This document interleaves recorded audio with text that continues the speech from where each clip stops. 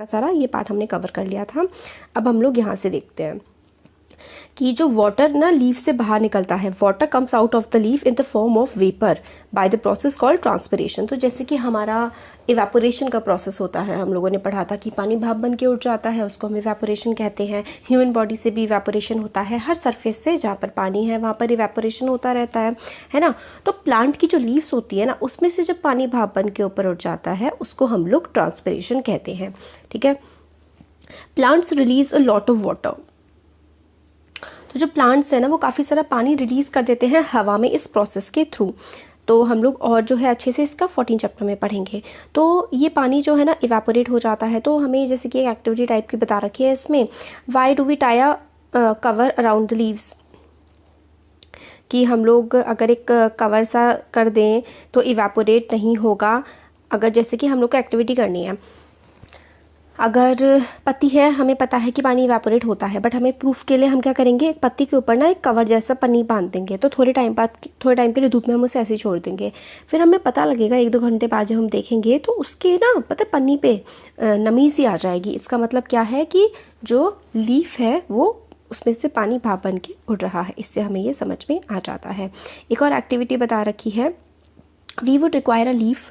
इस एक्टिविटी के लिए हमें एक पत्ती चाहिए, स्पिरिट चाहिए, केमिकल होता है, एक बीकर चाहिए, टेस्ट ट्यूब चाहिए, बर्नर वगैरह ये सारी चीज़ें चाहिए। तो इसमें क्या है करना हमें कि एक हमें पत्ती लेनी है, ठीक है, एक हमें लीफ लेनी है और take a leaf in a test tube. Test tube में हमें एक लीफ डाल देनी है। टेस्ट ट्यूब है ना, ये टेस्ट ट्यूब होती है, इसके अंदर हमें पत्ती डाल देनी है।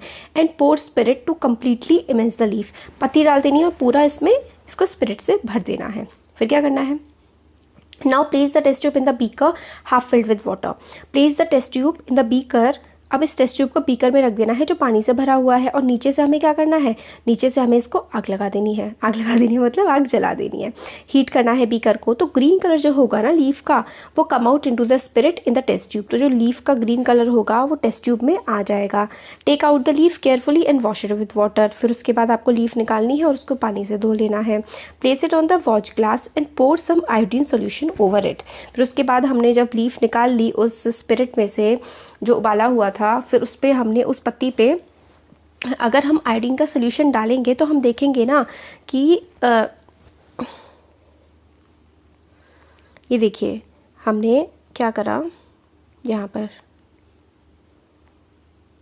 तो ये देखिए जब हमने आयोडीन सॉल्यूशन में डाला तो कैसा पर्पल सा हो गया, पर्पलिश कलर्ड लीफ। तो लीफ कैसी हो गई, पर्पल से कलर की हमारी इसमें हो जाती है। तो आपने ऑब्जर्व किया कि जो लीफ है वो पर्पल कलर की हो गई है। फिर इसमें आपने जो स्टार्च का टेस्ट किया था वो पर्पल हो जाता है ना। आयोडीन सॉल्यूशन को जब हम कार्बोहाइड्रेट्स पे जैसे कार्बोहाइड्रेट या फिर स्टार्च होता है उस पर जब हम लोग आयोडीन डालते हैं तो वो पर्पल हो जाता है। तो इससे हमें क्या समझ में आता है कि जो लीफ है उसमें क्या होता है, उसमें स्टार्च होता है, ठीक है। तो potatoes get this starch from there leaves and store it.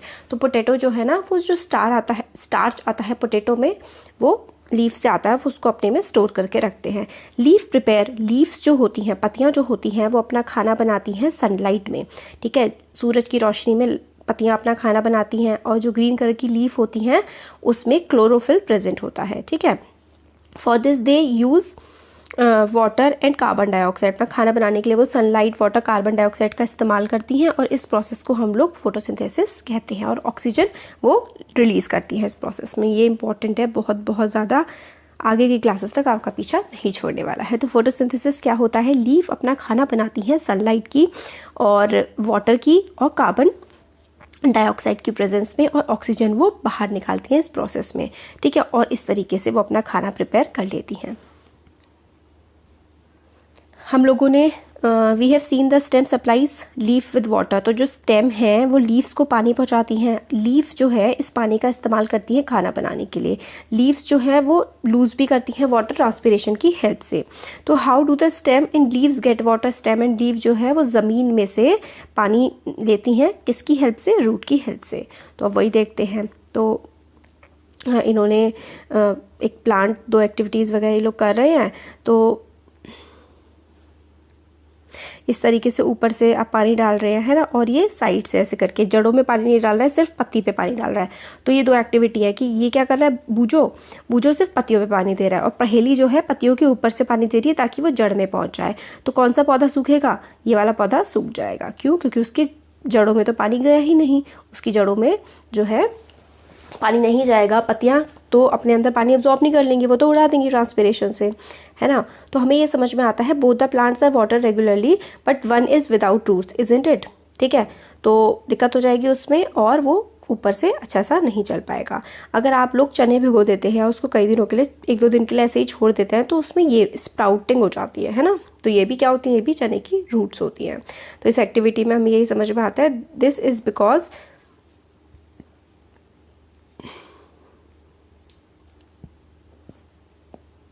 तो ये सारा का सारी एक्टिविटीज़ है, इतना इंपॉर्टेंट नहीं है। आपके लिए इंपॉर्टेंट है कि जो रूट्स होती है ना, उसको मिट्टी की ज़रूरत होती है, क्योंकि वो मिट्टी में ही जम पाती हैं, मतलब अपनी पकड़ बना पाती हैं और वाटर एंड मिनरल्स को एब्जॉर्ब करती हैं। This is because roots help in holding the plants firmly to the soil. Roots जो है ना वो हेल्प करती हैं कि जो प्लांट ना ऊपर खड़ा हुआ है वो किसकी वजह से खड़ा हुआ है, क्योंकि ज़मीन के नीचे उसकी जड़ें हैं, जड़ें ही उसको मजबूती प्रदान करती है, जिसकी वजह से प्लांट खड़ा रहता है। They anchor the plant to the soil. Anchor मतलब जड़ें जो हैं प्लांट को ज़मीन से जोड़े रखती हैं। ठीक है, ये इसमें बताया गया है। अब देखिए आगे, ये भी एक्टिविटीज़ वगैरह हैं, आपके लिए इतनी इंपॉर्टेंट नहीं है, आपकी क्लास में करवाते ही नहीं है इन एक्टिविटीज़ को। अब देखिए, for roots of the kind shown in the, अब 2 तरीके की रूट्स होती हैं। रूट्स के ना 2 टाइप्स होते हैं, 2 टाइप की होती हैं, एक होती है टैप रूट और एक होती है लेटरल रूट। यहाँ से जो है थोड़ी इंपॉर्टेंट चीज़ है, उससे पहले इतना इंपॉर्टेंट नहीं था, टैप रूट और लेटरल रूट। तो देखिए क्या है, ये वाली जो है ना टैप रूट होती है, जो ऐसी एक जड़ होती है लंबी सी और उसमें से बाकी जड़ें निकल रही होती हैं। ठीक है, एक लंबी सी ऐसे करके जड़ होती है और उसमें से बाकी जड़ें निकल रही होती हैं। इस तरीके की जो रूट होती है ना, उसको हम लोग टैप रूट कहते हैं। और अगर बहुत सारी जड़ें होती हैं, ठीक है, बहुत सारी जड़ें होती हैं और उसमें से ही रूट्स निकल रही होती है, बहुत सारी जड़ें हैं और उसमें से ही रूट्स निकल रही हैं, तो इस तरीके की रूट्स को हम फाइब्रस रूट कहते हैं। मतलब एक लंबी सी रूट है और उसमें से जड़ निकल रही है, तो वो टैप रूट हो गई। और बहुत सारी जड़ें जो हैं इस तरीके से निकल रही हैं, तो उसको हम लोग फाइब्रस रूट कहते हैं। तो ये इस तरीके से जो ये लंबी सी है, ये वाली तो टैप रूट हो जाएगी, और इसमें से जो निकल रही होती है ना, उसको हम लोग क्या कहते हैं, लेटरल रूट कहते हैं। तो ये लंबी सी जो है ये तो टैप रूट हो गई, और इसके अंदर से जो ये ऐसे करके निकल रही हैं, ये हमारी लेटरल रूट हो जाएंगी। और ये जो है, ये देखिए, इनको हम फाइब्रस रूट कहते हैं इस तरीके की। तो यही लिखा हुआ है, द मेन रूट जो फर्स्ट फिगर में है वो टैप रूट है, उसमें से जो छोटी छोटी रूट्स निकल रही हैं वो लेटरल रूट है।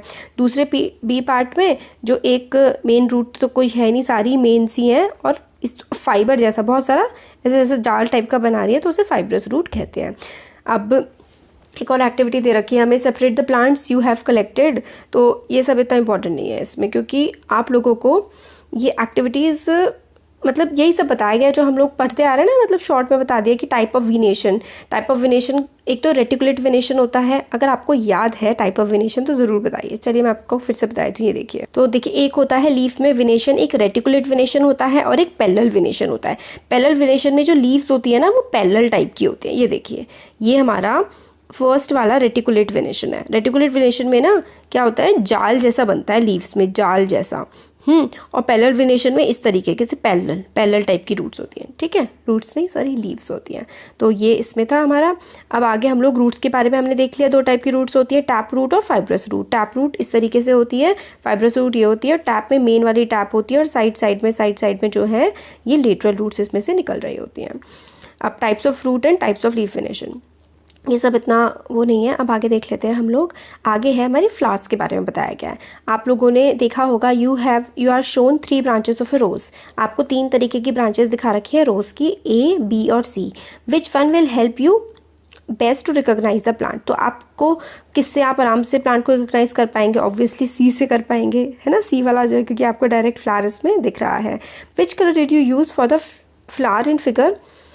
ये देखिए, पिंक सा कलर है। ठीक है, तो आपने क्या मैंगो के फ्लावर देखे हैं, ये सब फ्लावर देखे हैं, किस किस कलर के होते हैं, ये सारी की सारी बातें बता रखी हैं। अब देखिए, इंपॉर्टेंट चीज़ इसमें यहाँ से निकल के आती है, जो फ्लावर की पत्ती होती है ना, पत्ती, ये जो होती है पत्तियाँ होती है ना फ्लावर की, इस वाली चीज़ को हम लोग क्या कहते हैं, पेटल कहते हैं।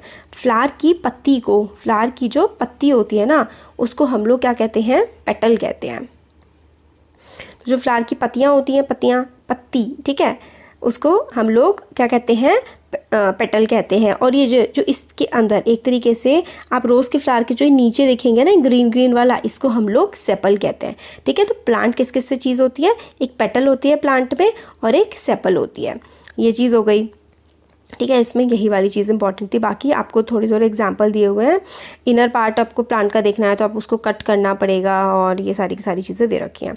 अब अगर आपको to remove the sepal and petal too, अगर आप और लीफ के और अंदर देखेंगे, पेटल और सेपल के अंदर देखेंगे ना, तो आपको ये चीज़ें मिलेंगी। एक एंथर होता है, फिलामेंट होता है ना, पार्ट ऑफ स्टेमन होता है। पहले स्टेमन क्या होता है, तो देखिए ये स्ट्रक्चर है आपके फ्लावर का, पार्ट्स ऑफ फ्लावर। तो सबसे नीचे तो हम लोगों ने देखा था पेटल्स और सेपल हमने देख लिया था। नीचे वाला हमारा सेपल होता है और ये पत्तियां जो होती हैं वो हमारी पेटल होती हैं। अब पत्तियों के अंदर आप लोगों ने फ्लावर में एक येलो येलो सी चीज़ देखी होगी, है ना, इस तरीके से। और उसके अंदर ना ऐसे करके ग्रीन कलर के इस शेप का भी एक स्ट्रक्चर होता है। उसमें से ये जो येलो वाला होता है ना, जो ऐसे करके बना होता है, उसके नीचे वाले को हम लोग स्टेमन कहते हैं। और उसके जो ऊपर की साइड होता है ना बना हुआ, उसको हम एंथर कहते हैं। और फ्लावर के अंदर जो है ना वो पिस्टल होता है। अब ये सारा का सारा क्या क्या करता है वो हमें देखना है। देखिए, the inner most part of the flower के जो सबसे अंदर का पार्ट होता है ना, inner most part of the flower is called pistol. तो जो सबसे अंदर का पार्ट होता है, ये देखिए सबसे अंदर का पार्ट है फ्लावर के, सबसे अंदर के पार्ट को हम लोग पिस्टल कहते हैं। ठीक है, सबसे अंदर का पार्ट जो होता है फ्लावर का, उसको हम पिस्टल कहते हैं। If you can not see it completely, तो आपको मतलब थोड़ा सा फाड़ना पड़ेगा फ्लावर को, तब देख सकते हैं। तो सबसे अंदर का पार्ट होता है पिस्टल। अब पिस्टल के ये सारे के सारे पार्ट होते हैं। तो फ्लावर का सबसे अंदर का पार्ट हो गया पिस्टल, और पिस्टल के खुद ये सारे के सारे पार्ट्स हो जाते हैं। क्या क्या पार्ट होते हैं पिस्टल के, ये देखिए, स्टाइल, स्टिग्मा, ओवरी। आपको इन सब के बारे में ज़्यादा बताया नहीं गया है, आपको ये याद करना है। आगे की क्लासेस में जैसे जैसे पढ़ते जाएंगे तो इनका एक्सप्लेनेशन भी आ जाएगा। ठीक है, टी डायग्राम्स का बनाना है आपको, ये सब इसमें बोला गया है। अब अगर आप ये जो है पिस्टल, इसको अगर आप कट कर देंगे इस तरीके से, एक इस तरीके से कट कर सकते हैं और एक इस तरीके से कट कर सकते हैं। तो जो ऐसे करके कट होता है ना, ऐसे करके इसको लॉन्गिट्यूड कहते हैं। और इस तरीके से लिटा के जो इस तरह ऐसे होता है, इसको हम ट्रांसवर्स कट कहते हैं। तो इसके अंदर क्या होते हैं ना, ओव्यूल्स आपको दिख जाएंगे। जब आप इसको कटिंग करेंगे ना लॉन्गिट्यूडनल का ट्रांसवर्स कट में, तो आपको ओव्यूल्स या फिर ओवरी दिख जाएगी। ओव्यूल्स और ओवरी जो है ना वो क्या काम करते हैं, ये जो स्ट्रक्चर आपको इस तरीके से दिख रहा है ना, यहाँ पर जब आपने पेटल ये जो था पिस्टल इसको काटा, तो ये जो ऐसे ऐसे करके वाइट कलर का दिख रहा है, इसको हम लोग ओव्यूल्स बोलते हैं। ठीक है, और इनका जो काम होता है ना, ओव्यूल्स हो गए, पिस्टल हो गया, ये रिप्रोडक्शन के काम में आते हैं। मतलब नए जो प्लांट्स जनरेट होते हैं ना, वो इनकी ही हेल्प से होते हैं। ठीक है, तो देखिए जो नंबर ऑफ पेटल, सेपल, स्टेमन वगैरह होते हैं ना, ये अलग अलग प्लांट्स में अलग अलग जो फ्लावर्स होते हैं ना वो अलग अलग होते हैं। ठीक है, तो हम लोगों ने इस चैप्टर में पढ़ा लीव्स के बारे में, रूट्स के बारे में और स्टेम्स वगैरह के बारे में। आगे हायर क्लासेस में आपको इन सब के बारे में ढंग से बताया जाएगा। इस चैप्टर में ना आप लोगों को कुछ नहीं बताया गया है।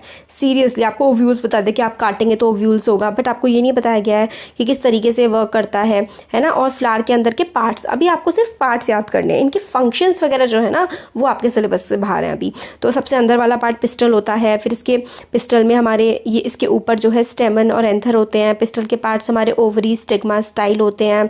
और जो स्टेमन होता है उसमें फिलामेंट होता है जो लंबा सा, ये स्टेमन है ये वाला, देखिए ये वाला जो ऐसे